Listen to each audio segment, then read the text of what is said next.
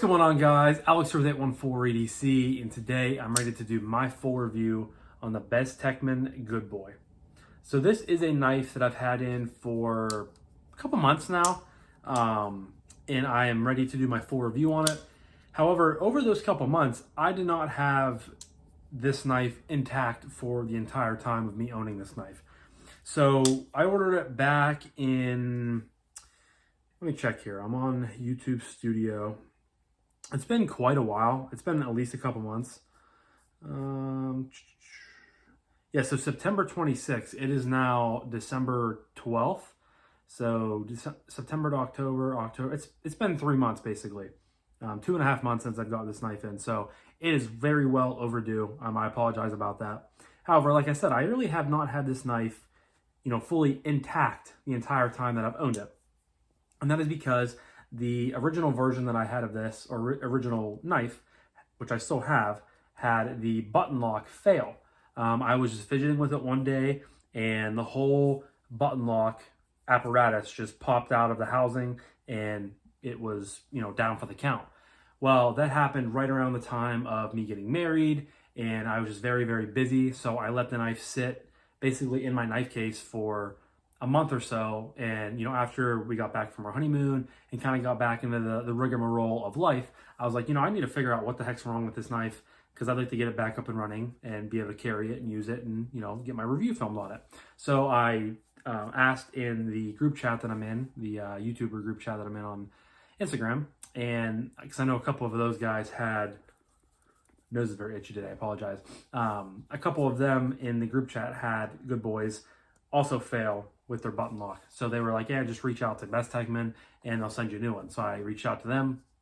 They just asked like where I bought it from, send some pictures and stuff like that. And they sent one to me pretty easily, not too many questions asked. So, props to Bestechman for, making something that happened on their end wrongly right, which was very nice to see. And I got in the same model, and so far so good. I have no issues with this one. But I just wanted you guys, I wanted to be transparent with it, and let you guys know, my experiences with it. So it kind of bummed me out when the button lock failed, but like I said, with this new one, no issues at all. And I think it's a pretty solid knife, pretty interesting offering for the price. I kind of wish the blade steel was a little bit better. That's my one nitpick on the knife, but I wanted something different and it kind of just caught my eye for how simplistic the knife looks. And, I figured for the price point, again, why not try it out? So without further ado, itch my nose one more time. We're going to get into the nitty gritty of the review. Obviously, starting with materials, you guys can see this is rocking some Tiffany blue G10 scales. Very in your face, very flashy. Has the button lock right there, obviously. Has some milling lines for aesthetic purposes. Has a gray PVD coated clip to match the hardware and the blade. Loop over style deep carry. Kind of a longer clip. I wish it was a little bit shorter, but that's just a personal preference of mine. It is lefty carry and ready carry, which is nice. Would have been nice to throw a filler tab in there, but again, just kind of nitpicking. Has standoffs back there. Has a D2 blade that is also gray PVD coated. I really like the coating that they did on this knife. It's different than what I'm used to, but I really like it, and it looks good. There is the Bestechman logo. Has blue thumb studs to match the blue G10. The designer is Keanu. I'm not very familiar with him, but I know he did design another button lock through Bestechman called the Glock, I believe. Has some internal milling. Looks like there are 3 little cutouts on both sides. Nested liners, which is really nice. It's really, a nice touch whenever budget knives have nested liners. Just makes them feel a little bit more premium, a little bit more, higher end. So that's very, very nice. It's a nice thin knife, for being a 3.5 inch or 3 point. Yeah, my nose is just really itchy today, guys. I apologize. Yeah, 3.54 inch blade, so a 3.5 inch blade. Overall length 8.19 inches. Closed length of 4.65. Blade thickness of 0.138 inches. Of course, it is D2, like I said. With a gray DLC blade, blue handle, and it weighs 3.46 ounces. So you're getting about kind of the same, almost the same weight as it is length, which is kind of cool. I thought that was a neat little comparison. And this came in quite a few flavors. So you can get the Tiffany Blue G10 with a gray blade. You can get a black blade with a khaki G10 handle. You can get a black blade with a purple G10 handle. You can get it's called Ice Cream Blue. It's like if you mix this and white together, you kind of get that. And then you also have, oh, so I apologize. This is not Tiffany Blue. This is just technically just qualified as blue, but they also have a lighter Tiffany Blue and a Ice Cream Blue, which is kind of interesting. I looked at them all before I bought the knife, and I landed on this one. For some reason, I thought this was Tiffany Blue, but I guess it's close, but it's not. So yeah, 5 different flavors. I'll leave them all linked down below in the description if you guys are interested to White Mountain knives. That is why I picked one of these up. If you use someone's code for Lefty 10, that's the one I always use just because it's easy to remember. But a lot of fellow knife YouTubers have a code from there. Get 10% off, get you some money off, and we'll talk about price and what I recommend the knife and stuff like that later in the video. But yeah, so we're gonna move on to action next, and of course this is a dual thumb stud knife with a button lock. You guys already know that. So action is pretty fidgety, dead centered on there. A little bit of blade play, but not bad at all. Thumb stud works well, fires out of there. It's a pretty snappy detent. You can't really hear it too well because it kind of just thuds back into place. But it takes a little bit to force the knife out of there. So, and what I found is you want to, with your thumb, you want to come kind of on an angle. You don't want to come straight up. You want to come like on a 45-degree angle. But it flies right out of there. Middle finger flies out of there as well. When the blade is, in its closed manner, the button lock is sort of sucked in. And then when you pull it out, I don't know if this is going to be able to show it on, might be able to. When you pull it out, it pops out, which is kind of cool. But even then, it's not really that like raised above the scale compared to some other button locks that I've handled over the the last year or so. But it's fidgety, it's fun. Push the button in the whole way, you get it to drop. Is it the best budget button lock I've ever handled? No, but I definitely don't think there's anything to really complain about. Pretty snappy detent. You can middle finger flick it, you can thumb flick it, you can slow roll it very, very well. Flies right out of there. Closes well.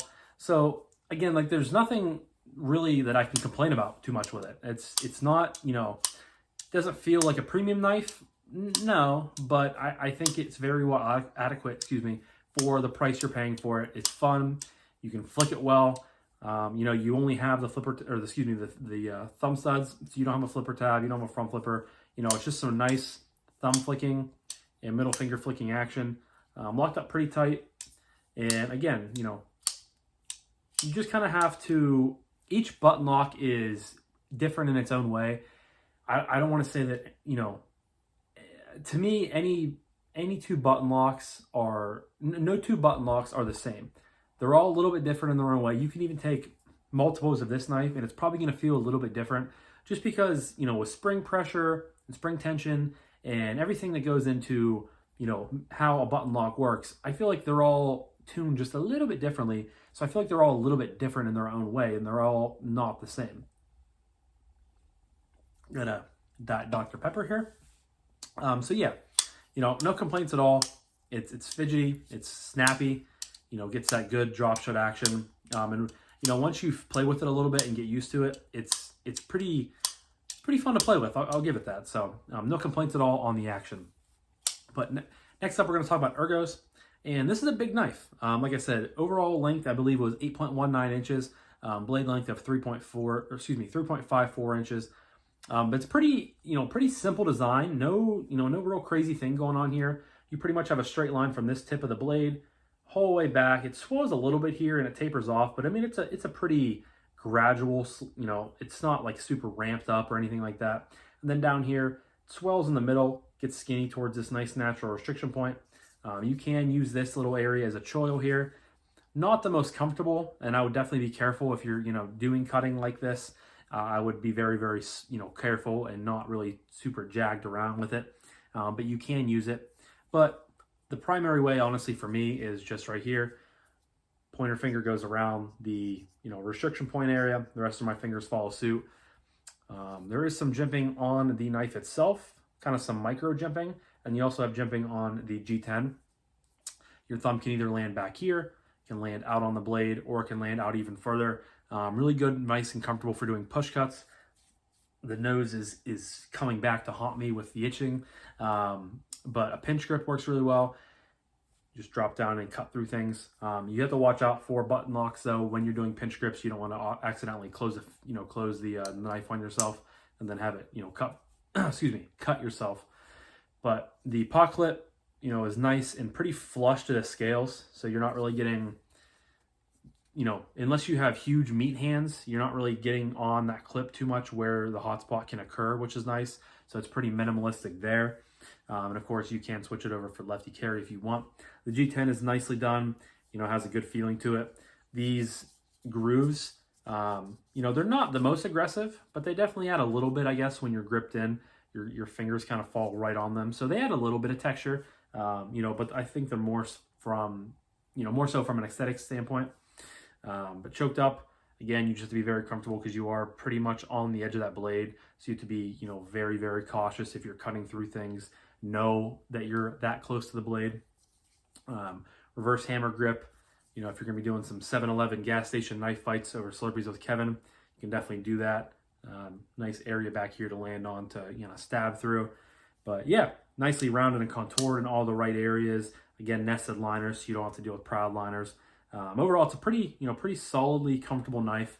It's a bigger knife. Bigger knives tend to be a little bit more comfortable, so no complaints at all in the ergo department. Next up is carry. Again, no complaints at all really in the carry department. It's a bigger knife, so you do have that. And, I tend to prefer medium to smaller size knives.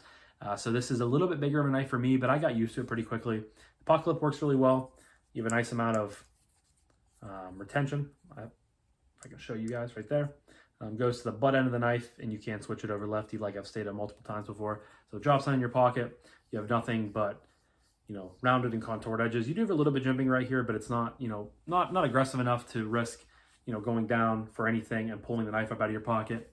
I've carried this primarily in jeans because it's been fall since I've had the knife in. A couple times with shorts. Not the best knife for shorts just because it is, again, a bigger knife. But just around the house in the shorts pocket isn't bad. But primarily out and about, I've carried this in jeans. Carries well. It's for being a 3.5 inch blade coming in at 3.5 ounces is pretty solid. No complaints at all really there. Yeah, kind of the theme of the knife. It does everything pretty well. And there's nothing I can really nitpick too much against the knife itself when it comes to, the main categories I like to hit on for you guys. So that leads me to my final category of price point and would I recommend this knife. Price point on the Bestechman Bestechman Goodboy is $53.90. That's the price on all of the models. And if you use someone's code, you can get that under $50. I think that's a pretty solid deal. Like I said earlier, I really wish that this was maybe 14C28N on the blade. I think that would have made this combo a really, really good value. I still think it is a good value, but D2 is kind of going by the wayside. You're seeing D2 on more of the, $30 to $35, $40 range. And I feel like 14C has really kind of moved in to that $50 to $60 range on knives, even, $40 to $60 knives, and has kind of just taken a stranglehold on the budget blade, budget steel, just because it's really good. And nothing against D2. I used to be a huge D2 fanboy. I would go after everything with D2 because I thought it was the bee's knees for the price you're paying for it. And it's still, a decent budget steel, but it just doesn't really compare too much to 14C in my opinion for my uses and through my uses. So again, I think that maybe if you would have stuck 14C on here and still came in around that $55 price point, I think that this would be in contention for probably, maybe budget knife of the year, or, it'd be up in contention and running for, being a very, very good budget button lock compared to some other values that we're getting out there. But they kind of fumbled the bag a little bit with it, just with, you know, putting D2 on here. But, you know, ergos are comfortable. You're getting a very nice, just very simple drop point. Comes down to a pretty thin edge, so you're getting good cutting geometry. Again, very good ergos for all kinds of cuts. The fidgetability factor is there. Good thumb flick, middle finger flick. You know, and button lock, you're going to get that fun factor. So, you know, all that wrapped up for a $50 price tag, I really can't complain too much. I think it is worth it. I'll tell you this, if you guys like the design of this knife and you're looking at it and you're thinking, I really like the way that looks, you're going to like the knife. You know, if you've never handled a button lock before, this would probably be a good one to, you know, start out. It's, you know, although I did have an issue with the first one, this one has done nothing against it, done nothing bad. So hopefully they kind of fix the QC issue with that, and they are able to, you know, make better quality products, I guess, because Bestechman has some pretty good models, and I'd like to check out some more of their stuff in the future. So, but yeah, I think I was able to give you guys my full thoughts and opinions on this knife. Hopefully you know, everything was able to be transcribed through this magical thing we have here called YouTube. But let me know your guys' thoughts down below on Bestechman as a company, on the Goodboy specifically. I would love to hear what you guys have to say. I'm sorry, my friend texted me about a sports bet, and that was immediately what I thought of. So, but I'm gonna wrap this up now. So thank you guys again so much for watching. I greatly appreciate each and every single one of you guys. I hope you have a fantastic rest of your morning, evening, night, whenever you're watching this, and I'll talk to you guys in the next one. Peace.